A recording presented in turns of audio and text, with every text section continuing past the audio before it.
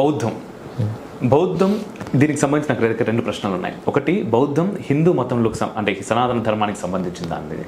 రెండవది, ఈ మధ్య కాలంలో చూస్తుంటే ఇదే సోషల్ మీడియాలో అనేక శివాలయాలు కానీ రామాలయాలు కానీ అక్కడికి కొంతమంది వెళ్తున్నారు, ఇది మా బౌద్ధాలయం, అయితే దాన్ని మొత్తం తీసేసి ఆ విగ్రహాలన్నీ తీసేసి వీటిని పెట్టుకున్నారు, తర్వాత వీరు పూజిస్తున్నారు అని చెప్పేసి చాలామంది మాట్లాడుతున్నారు.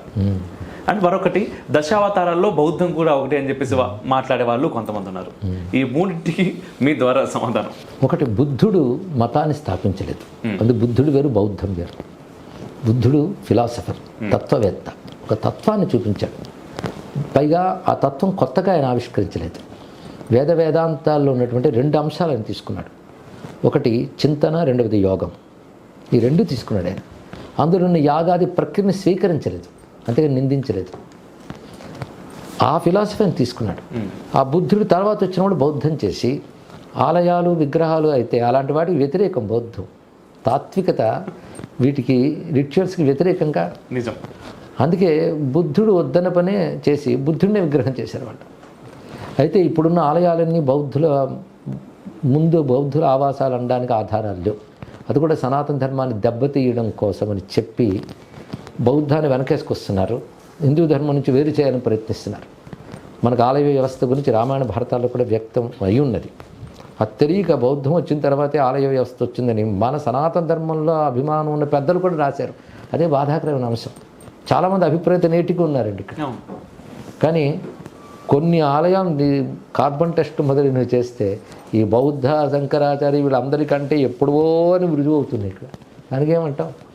కొన్ని లక్షల సంవత్సరాలు ఉన్నవి ఆలయాలు బయటకు వస్తున్నాయి ఇప్పుడు రీసెర్చ్ చేస్తే. కనుక వాటికి వీటికి సంబంధం ఉందని చెప్పడానికి లేదు. పైగా మన ఆలయ ఆగమ పద్ధతులు వేరు, వాళ్ళు కట్టినటువంటి ఆరామాలు వేరు. దీని ఆగమశాస్త్రం స్పష్టంగా కనబడుతున్నాయి వీటన్నిటిలో. అంటే ఇప్పుడు ఎలా కాదంటాం? రెండు, బౌద్ధం ఖచ్చితంగా హైందవ మతంలో అంతర్భాగమే, అందులో సందేహం లేదు. అయితే మనం హైందవుల్లో ఎన్ని భావాలు లేవు. ఒకడు విగ్రహారాధన చేస్తాడు, అంతరంగాలు ధ్యానం చేస్తాడు, ఇంకోటి యజ్ఞం చేస్తాడు, ఇంకోటి యోగం చేస్తాడు. ఇన్ని పద్ధతులు ఉన్నట్లే ఇది ఒక పద్ధతి. బౌద్ధం, జైనం ఒక పద్ధతి. ఇది తెలియక బుద్ధుడు జనుడు వాళ్ళు చెప్పిన తాత్వికను అర్థం చేసుకోలేక మతం చేసి ఆ మతం వరకున వర్గాలు తయారయ్యి విభేదాలు సృష్టించారు తప్ప అదొక ఆలోచన విధానం. ఏ ఆలోచన విధానం గమనించుకోవాల్సిందే. ఆ ఆలోచన విధానం గొప్పతనాన్ని స్వీకరించాలి, కానీ మనదైన పరంపర విడిచిపెట్టనక్కర్లేదు. కానీ బుద్ధుడు కానీ జినుడు కానీ ఒక మతాన్ని స్థాపించి విభేదం చేయలేదు. వాళ్ళ తత్వవేత్తలు మాత్రమే. వాళ్ళ తత్వం మనకే అనుసరణీయమే. కానీ బౌద్ధ జైనాలు రెండు, వాటిలో ఉన్న గ్రంథాల్లో ఉన్న విషయాలు కూడా వేదాంత మూలాలు కలిగినవే. అక్కడ ఇక్కడ చెప్తున్నది ఒకటే, రెండింటి భారతీయ చిత్తన ఒకటే. ఉదాహరణకు జన్మలు వాళ్ళు అంగీకరిస్తారు, మనము అంగీకరిస్తాం. ఎక్కడ చిన్న చిన్న భేదాలు వచ్చాయి. ఇందులో కొన్ని వాళ్ళు అంగీకరించలేదు, కానీ జన్మాది సిద్ధాంతాలన్నీ వాళ్ళు అంగీకరించినవని ఇందులో ఉన్నవేగా. వేదాంతంలో ఉన్నవే వాళ్ళు అంగీకరించారు. జన్మలను ఒప్పుకుంటారు.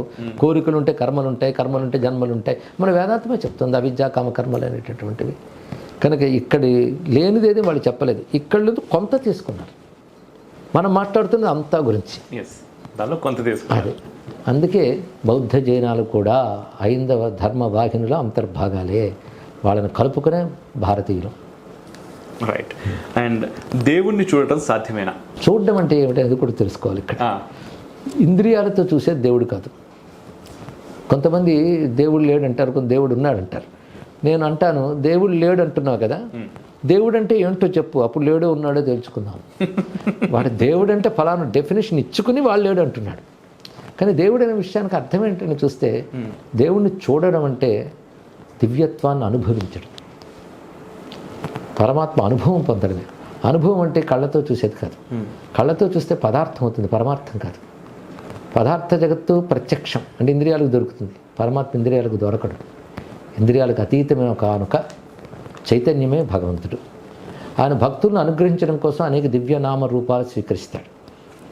మన నామరూపాలు వ్యవహారాలు, కర్మజనితాలు. భగవంతుడు ధరించిన నామరూపాలు లీలాజనితాలు, దివ్యములు అంటారు. అదే కృష్ణుడు జన్మకర్మచమే దివ్యం అన్నాడు ఇక్కడ. అదే భగవంతుని నామాలు రూపాలు దివ్యమైనవి, డివైన్. మన నామరూపాలు పార్థివం అంటే పాంచభౌతిక ప్రకృతితో కూడినటువంటివి. అందుకే అది చూడాలంటే పాంచభౌతిక ప్రకృతి నేత్రాలతో చూడాలి.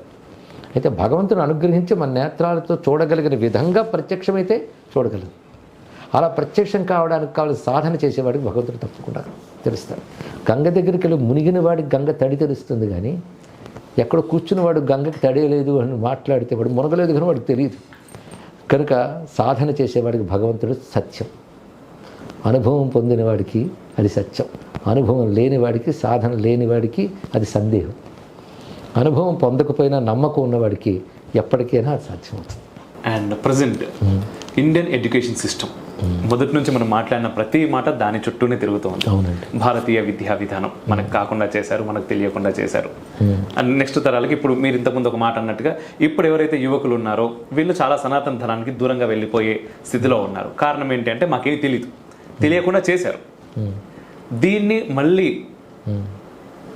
అంటే తెలిసే స్థితికి తీసుకురావడానికి ఎడ్యుకేషన్ సిస్టంలో ఎటువంటి మార్పులు ఉంటే బాగుంటుంది? అండ్ ఇప్పుడు ఉన్నటువంటి సిస్టమ్ గురించి మీ అభిప్రాయం ఏంటి? ఇప్పుడు ముఖ్యంగా మన దేశం మీద దాడుల్లో మొదటి వాళ్ళు చేసిన దాడుల్లో వాళ్ళు చేసిన విధ్వంసమే. రెండో వాళ్ళు ఏం చేశారంటే మనకి నాగరికత లేదు, విద్య లేదు, విజ్ఞానం లేదని బాగా నూరిపోశారు. తప్పుడు చరిత్రను రాశారు, తప్పుడు అప్రోచ్ని అలవాటు చేశారు. మనకి జనరేషన్స్ అయిపోయింది. మళ్ళీ దాని నుంచి దులిపి తీసుకురావడం పెద్ద కష్టమైన పని.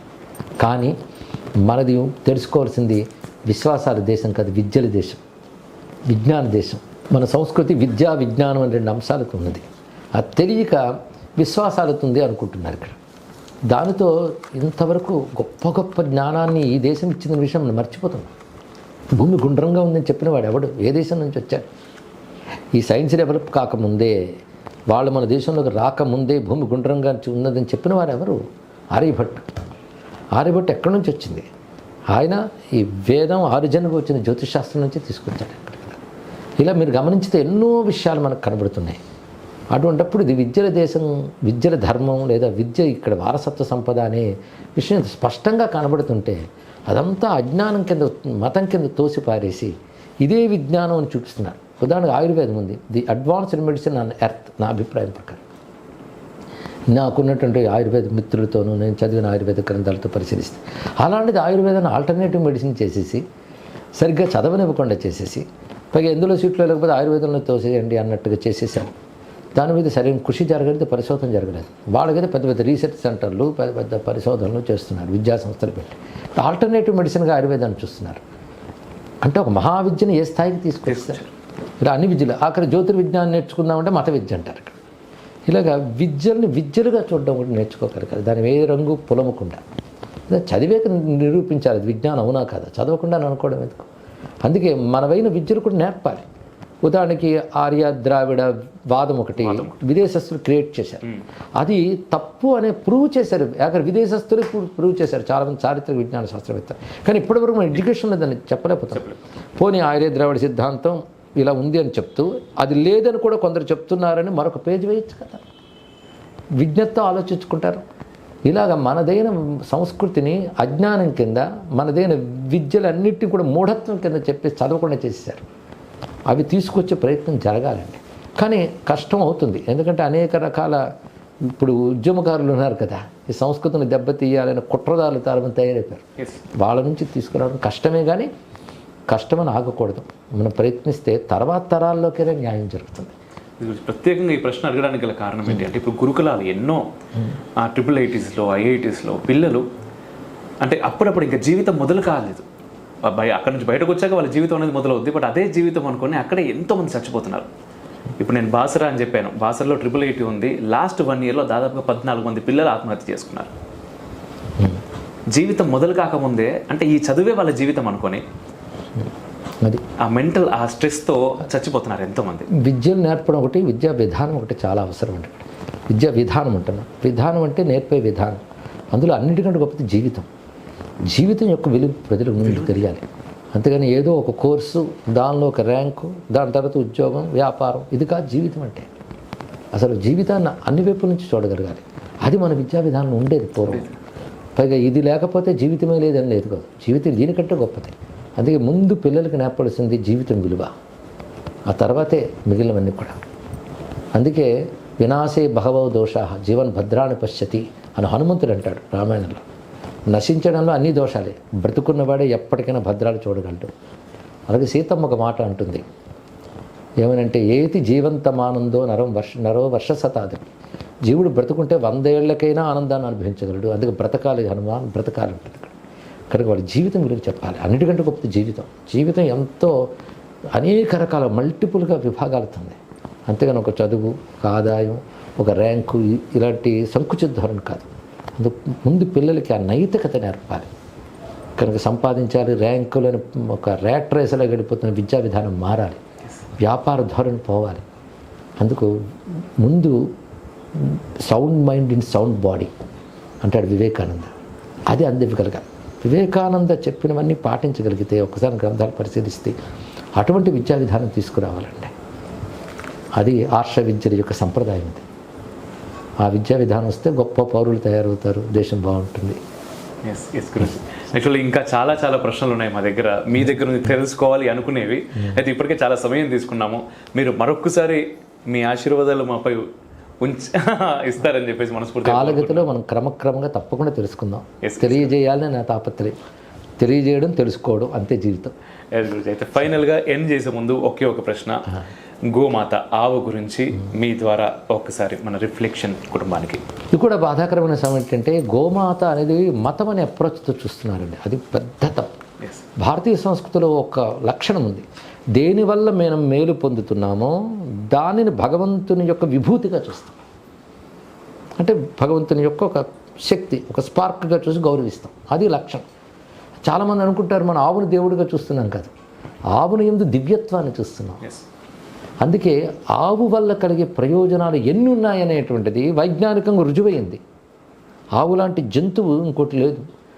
అది దాని ఉనికి వల్ల, దాని నుంచి లభించే పాలు మొదలైన గవ్యాల వల్ల, దాని నడక వల్ల, దాని అంబారావం వల్ల కూడా ఎన్ని రకాల ప్రయోజనాలు జరుగుతాయని భౌతికంగానే ప్రూవ్ అవుతుంది.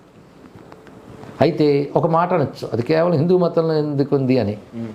అలాంటి ఆవులు భారతదేశంలోనే ఉన్నాయి, ఇంకెక్కడ లేవు. భారతదేశం దేశీ గోవుకి ఆ ప్రత్యేకత ఉంది. ఇంకెక్కడ ఆవులు పాలిచ్చు జంతువులు ఉన్నాయి కానీ ఆవులు పాలిచ్చు జంతువు వేరు, ఆవు వేరు కదా. కానీ గోవు అనే దాంట్లోనే స్పెషాలిటీ ఉంది. అది గోవుకు కూడా తెలియదు. అది మానవుడు విజ్ఞానంతో తెలుసుకున్నాడు ఇక్కడ. కనుక దాని నుంచి మేలు పొందుతున్నాం కనుక దాని భగవంతుడిని నమ్మకంతో ఉన్నాం. నమ్మకం వాడిది నమ్మకమే, కానీ దాని నుంచి మేలుని ఎలా కాదంటాం. కనుకనే ఈ దేశం పరంపర విజ్ఞాన పరంపర. ఆ విజ్ఞాన పరంపరలో భాగంగా మనం గోవుని ఆరాధిస్తాం. దాని గురించి చెప్పాలంటే చాలా విషయాలు ఉన్నాయి. నేను గోవు గురించి ఒక 5 రోజులు సైంటిఫిక్ ప్రవచనం కూడా చేశాను. అంత విజ్ఞానం ఉంది.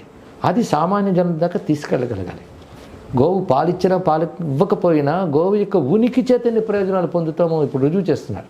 పైగా దానివల్ల వచ్చే బెనిఫిట్స్ ఇప్పుడు వస్తున్న ఆధునిక వ్యవసాయ పద్ధతుల ద్వారా రావు. ఆధునిక వ్యవసాయ పద్ధతులు విషాన్ని పండిస్తున్నాయి, విషాన్ని తింటున్నాయి. అది ప్రాచీన గో ఆధారితమైనటువంటి వాటి ద్వారా ఆయువు పెరుగుతుంది, అమృతం లభిస్తుంది. అది మనం సామాన్యులు కూడా తెలియజేయాలి. కానీ గోవు ఒక మతం వారు భక్తిగా ఆరాధించినప్పటికీ మానవాళి అందరికీ చాలా అవసరమైనటువంటి అంశం. అందుకే భారతదేశంలో ఊపిరి పీల్చుకుంటున్న ప్రతి వ్యక్తి గోవును కాపాడుకోవాలి. గోవును కాపాడుకుంటేనే ఈ దేశం క్షేమంగా ఉంటుంది. అందుకే మతానికి ఆధారం కాదు, దేశానికి ఆధారం, అన్నానికి ఆధారం ఈ గోవు. అందుకు ప్రతి వ్యక్తి కాపాడుకోవాలి.